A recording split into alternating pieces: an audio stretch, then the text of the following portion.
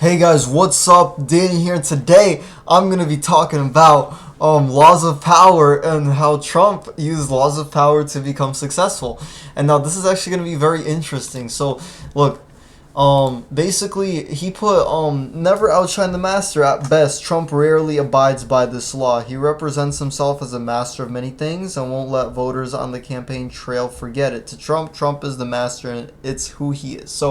So basically, not like that law number one, never outshine the master, right? That's for certain different type of situations, right? If Trump wasn't safe, then he probably wouldn't try to outshine the master, right? Because why would he, look tough if he knows that he'll lose? But this is the thing, is that, never outshine the master doesn't really apply to people that are over 6 feet tall. So he's 6'3", right? So he could probably take down some people. And damn well there's that fucking video of him taking down some fucking guy like the WWE match or something. So damn well that law doesn't apply to people over 6 feet tall. So never put too much trust in friends, learn how to use enemies. Let's see how that relates to Trump. So Trump is not relying on his old political friends to make a splash. The Donald is the splash. Potential opponents he has supported or given money to, Hillary Clinton, much of the GOP field, are now the butt of his jokes. If you have no enemies, Green writes, you should find a way to make them. It's safe to say Donald Trump is well on his way to making more enemies than ever, and in short a period of time. Why? Friends can turn on you, as Green observes, and if you hire a former enemy, he will be more loyal than a friend because he has more to prove. Now that's extremely interesting, right? And then Law 3, conceal your intentions. Trump did this from the very start, since in the past he has flirted with running for elected office a few times. The press doubted his seriousness and they were wrong. Trump did everything they said he wouldn't, and it created a spectacle. Whether this campaign is a legitimate one or one of the most brilliant PR campaigns ever is something we're not likely to ever know.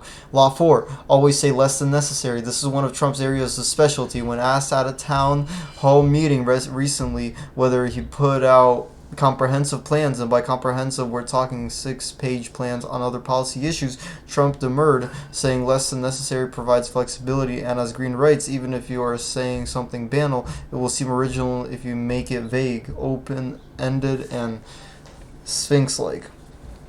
Law 5, so much depends on reputation. Guard it with your life. The Donald knows this more than any candidate in the field, as his reputation is his life. Past woes and troubles notwithstanding, Trump always made a way to spin yarn into gold and mask the smell of dew in his shoe after he stepped in it. And whenever Trump is attacked, his PR machine goes to DEFCON 1 to defend Donald and attacks those who question him.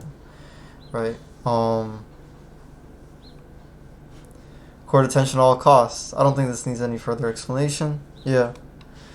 Get others to do the work for you, but always take the credit. Jeff Sessions, an Alabama senator, helped Donald Trump concoct his immigration plan, who really did the intellectual heavy lifting there, who got the credit. Similarly, many of the Trump's properties were joint ventures, but Trump usually gets the credit and the naming rights. So, obviously he's a tall guy, right? He's a very respectable person, right? So that's kind of how he's able to get all of that respect, right? Kind of naturally coming his way. And that's what it is. It's just respect naturally coming your way. You don't really need to be like that fucking crazy to just get some respect coming your way. Like, it doesn't need to be that complicated. So, infection, avoid the unhappy and unlucky. So Trump calls people he doesn't like losers. It's safe to assume Trump does not surround himself with unhappy people. One might think having a lawyer who tells journalists I will come after your publication, everybody else that you possibly know is a sad, unhappy person. Perhaps to most of us, but in Trump world, he may be perfectly happy. Trump has a band of loyalists and doesn't surround himself with people who don't fit in. Learn to keep people dependent on you. Whether you're a former apprentice candidate, a member of the Trump organization, or a supporter, Trump has a cult-like following. It's even safe to say that members of the press have become dependent on Trump. He's consistently a great source of material, whether it be TV, web, or print. The Donald delivers. You're reading this article, aren't you? Yeah, that's a fact. Use selective honesty and generosity to disarm your victim. There's another area where Trump soars. Green writes here that one sincere and honest move will cover over dozens of dishonest ones, like at the debate where Megyn Kelly questioned Trump about how he refers to women. Rosie O'Donnell serves as an anchor, and he also conceded, yes, there were others he treated poorly. Uh, Kelly moved on. So again, you see, like, this is the thing, is that, like, there could be a lot of dishonest and bad moves, but then one like honest move that he calls people out on, right? Because since people take him seriously, right, then like he's able to prevail in that type of manner. So that's actually very important that he does stuff like that. So yeah. Yeah, so he knows what he's doing. That's just, at the end of the day, he knows what the fuck he's doing and shit, right? And that's the thing, is that networking and everything, getting bitches, sometimes it may not be that simple. You know what I mean? But at the end of the day, you gotta understand laws of power and shit. And some so I went to this club and shit, and some guy was like, he told my girl, he was like, yo, like, he was like, oh yeah, he's harmless and everything like that. And then, like, he was maybe like 2 inches taller than me. I'm like 6 feet. He's like 6'2", and I'm like, bro, who the fuck cares, bro? Who the fuck cares, bro? Like genuinely, bro. Okay, like, that doesn't mean that I'm gonna get worse. That means I'm gonna get better. Like, after a while and shit, you can't just get worse. You just get better and shit. You know what I mean? And that's the main thing. People need to realize that. Like, you don't get worse, you get better. And to get better, you need to have that iron plated heart. You need to have the iron plated brain, right? That's capable of generating more iron, right? Or gold or diamonds, right? Is something, just the charm of a person is the thing that brings people closer to them, right? And some people naturally have more charm than others, and sometimes it's not fair for some people because they don't have enough charm, and they're like, yo, I'm gonna take this charm away from that person and shit, but it's just not that easy. You need to build a name for yourself. You need to build, like, and I have so many, like, people, like my boy, he got a tattoo on his arm all the way down to his fingers because he's like, yo, I'm never gonna work for myself ever again in this fucking life, and I'm gonna do everything under my own rules, right? And yeah, that's a good way to put it. Sometimes getting a tattoo could really put you in that type of mindset, and yeah, people do need to do that, like, work for themselves sometimes, and realize how business owners concoct their cocktails and shit, right? I got a phone call today about these people. Oh yeah, we got you this this coverage plan for your car and shit, and I'm like, listen, like, I don't need this, like, coverage plan and shit. Cause it's like, I already checked already. I already have a coverage plan on my fucking car that my dealer gave me and shit. I'm like, what the fuck? Like, motherfuckers are asking me for my card info and shit. I'm like, hell no, I'm not giving that shit to you. Like, that is some crazy stuff, and beware of that. Beware of scams and everything. Motherfuckers are gonna try to get you at a weak point, right? And no matter what it is, your money, anything. So, you need to conserve all your energy. You need to realize that you can finesse the system, right? Every time somebody has tried to finesse me, I kind of finesse them and shit. You know what I mean? Sometimes I just leave without warning, and that's when I know it's like, listen, I'm not in a favorable position to win in this situation, so I'm gonna cut the fuck off, even when I'm fucking using the person, and I'm just like, listen, no, get the fuck out of my life and shit, because I don't need this energy right now. I don't need this negative energy. The only thing I'm manifesting is being the most powerful person, and I will get that coming my way, coming back my way, right? And other people won't, and I will, because I'm better at manifesting, right? I'm better, I'm the best,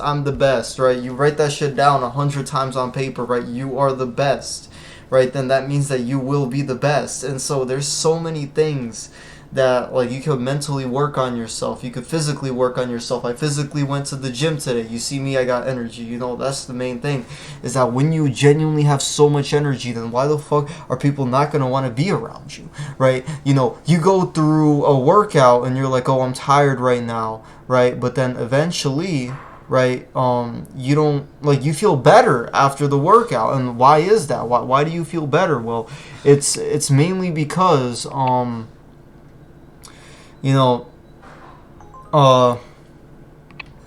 you get a bunch of oxygen flowing through your brain and, like, your body and stuff, right? It just works better when you're doing everything so quickly, and that's it. You do everything quickly, right? You run quickly and stuff, right? Then you're moving faster than a lot of other people, right? At that point, you're moving faster than a lot of other people. You're gonna think faster too, right?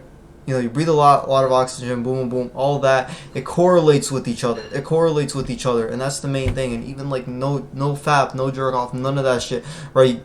Cut all the bitches out of your fucking life, right? And just turn into a fucking menace for like a couple months, and you'll be completely chilling. And that's the thing, is that you gotta finesse the matrix. And I had so many people before in the past that have like, you know, told me, hey, listen, you know, you know, I was working for this company, and then they were like the point where I kind of realized that they were trying to fuck me over with some shit. I was like, I just left, and I was working for some other shit, and you know what I mean. Like I kind of just like I took whatever I had to take, and I just fucking dipped and shit. You know what I mean? It's not really that hard and shit. You know what I mean? When motherfuckers are disrespecting you, then you need to just leave, and no communication, no nothing, right? Are motherfuckers really gonna think like, what the fuck? Where'd he go? Where's he this? Where's he that? No, bro. I'm moving so fucking fast that, you know, I could be hopping from job to job, or I could be hopping from this to that, right? And still succeeding and making money in the process, right? And you know, it's, you know, with my mindset and everything, right? You know what I mean? Like, not a lot of people have this type of mindset, but yeah, it's very easy to be rich in this day and age. It's not really that hard. And you know, unfortunately, I do think that crypto is gonna take some time. So yeah, so let's see, we have like a lot of let me see, like Dogecoin versus Bitcoin halving. So this is the thing, is that I think by the end of the year, Doge could possibly you know, be in the position of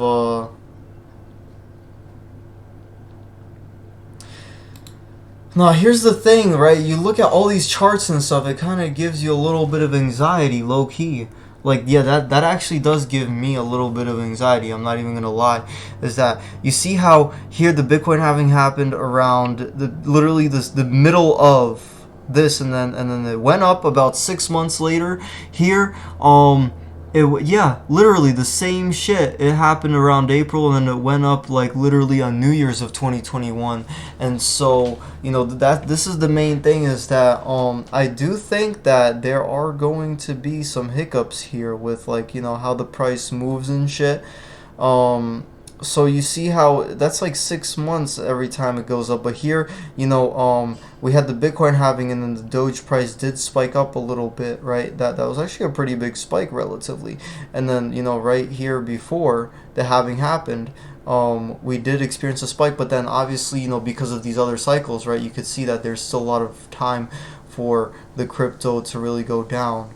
And but still, like, you know, you see these previous years, right, we had these bottoms, and then we had these peaks, and then like another peak here. And so this is why, right, there could be a correction, but I don't think it could be too big, because obviously, you know, Dogecoin has been around for a long ass time, and you know, we still need to wait some time. And obviously, you know, altcoins, they don't follow the big cryptos, right? So Bitcoin halving chart. So, like, you know, just keep this in mind, guys. Yeah, so with Bitcoin, right, you know, we had this one halving here, and then it was just skyrocketing, and then after this one, obviously it took some time, but yeah, it was really going up. And then here, right, but yeah, usually you kind of have to wait a little bit for, you know, for it to go up. And so here, I think there were two price predictions here on how Bitcoin could be, right? And so there was, even from, this was from like 2023, I think there was a price prediction, and they actually predicted right before the Bitcoin halving that Bitcoin is going to actually go up to 50,000. No, it ended up going up to 70,000 here, but that's actually not too bad. And so, and then after there's like a drop, right? And then it continues to go up. But yeah, that's the thing, is that I'm really trying to have Doge really go up much quicker than like what it's going up now, because I'm like, what is going on? Like, this is horrible. But you know, you do have to wait a little bit of time after Bitcoin halvings for the cryptos to go up. So, you know, that's the main thing. But yeah, there's people just need to like be careful and stuff, and with what money they invest. But damn, that's fucking crazy though.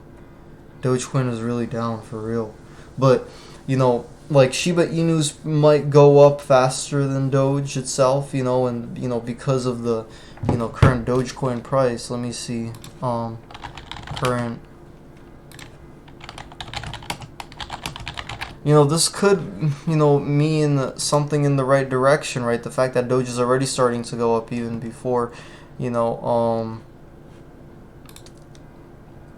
big bullish rally, right? This could mean something extremely good. And then, so here we have the, yeah, it was at 16 cents. It's going down a little bit, but doesn't mean that it's going to go down forever. You know what I mean? So it's like, this is pretty good. You know, what's going on? I'm going to just make sure I'm continuously always investing as much money into crypto as I possibly could, because it's so freaking important to invest into crypto. But, yeah, I guess we'll see what happens, and because we had this little bump in Doge over here, right, in the previous cycle, right? You drag this a little bit, right? We had this little tiny, and look, you see before, right? This was like a peak of like around 2 cents here, and then boom, went down over time. Yeah, we had, okay, yeah, here in 2020 we had a little bit of positive price action, and then that went down, and then by the end of 2020 we had a massive peak. And so could this be what we're experiencing now? So think about it, right? The Bitcoin halving is going on now, right? The Bitcoin halving went on around this time, right? And so Doge, yeah, it experienced a pretty solid price increase from 23 to 38. And if you compare with the current cycle, right? Let's see. Hold on. Yeah, you compare with the current cycle here, you have, but the increase is 22, went literally from like 8, and so that could indicate more Dogecoin integration going on right now with everything like this. That's probably what it indicates. And so just, yeah, my recommendation, just wait a little bit. But yeah, I don't think it's gonna go down too much. Again, it went down a lot here, it went up, and then it didn't go down too much. So hopefully, right, and people are kind of turning bearish right now, and that could mean bullish activity. But yeah, it could be a couple more months before we see some genuine, very, very big bullish activity. But the fact that there's already a lot of bullish activity going on here, I do think that it's going to be a massive cycle for cryptos like Dogecoin. But since it is a little bit smaller, well, now it's getting a little bit bigger now, right? So there might not be as much volatility for it to move up during this up and coming cycle. So we just have to wait a little bit, see what happens, and hopefully very, very soon I could be living in a nice house. I don't know, we'll see. But yeah, Dogecoin to the moon. We still have to wait a little bit. The main concerning thing to me is that, damn, I probably might have to end up waiting towards the end of the year. Current Doge price versus halving. So yeah, might have to wait. Yeah, and you see here, literally, like, they literally predicted the that spike to go on for Doge right before the halving, and then it kind of goes down a little bit. But then, obviously, here the prediction is fucking $12, which is fucking insane.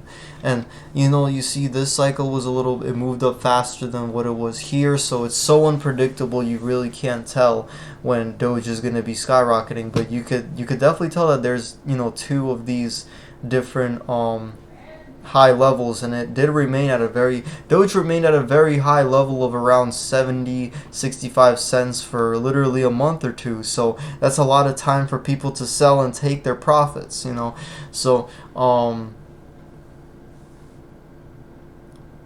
so yeah, shit, just gotta wait a little bit more, a little bit longer, and eventually we'll get there. But yeah, this spike does go on before the halving. I don't know, but you still don't know whether Doge is going to go up or down. There's some cryptos that don't follow the market, so coin market cap, so you just never know. You really can't just sell crypto and just be like, fuck it, you got dollar cost average that shit. Like for real, you got dollar cost average it so fucking much. And yeah, so Like, there's probably some, hold on, let me see the 7-day. Are there any cryptos that are actually, like, doing good in the past 7 days? Oh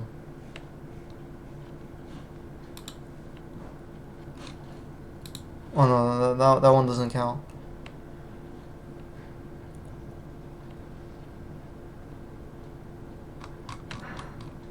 So who's standing the best chances against the bearish shit? Doge 16, Shiba Inu 16, literally down by the same goddamn amount. That's fucking crazy. That is actually wild.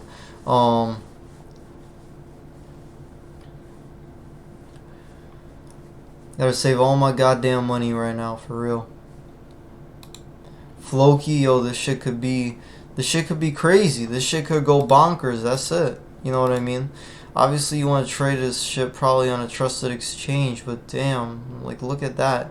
So it was 001 now from 00003. Okay, that's not too bad. Probably Floki's at a good position to buy in right now. With previous all-time high at 3, but you just never know with what these small-ass cryptos are always up to. You need to be careful. Damn, this is fucking crazy.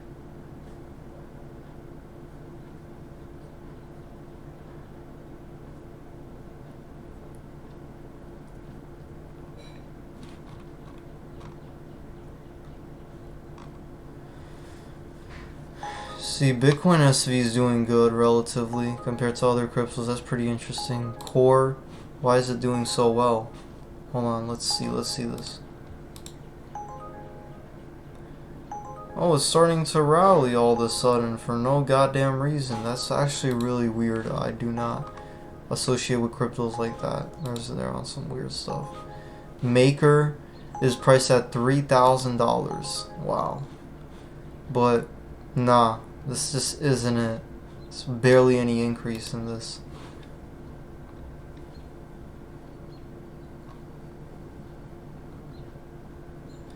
And Dogecoin has always been up there, but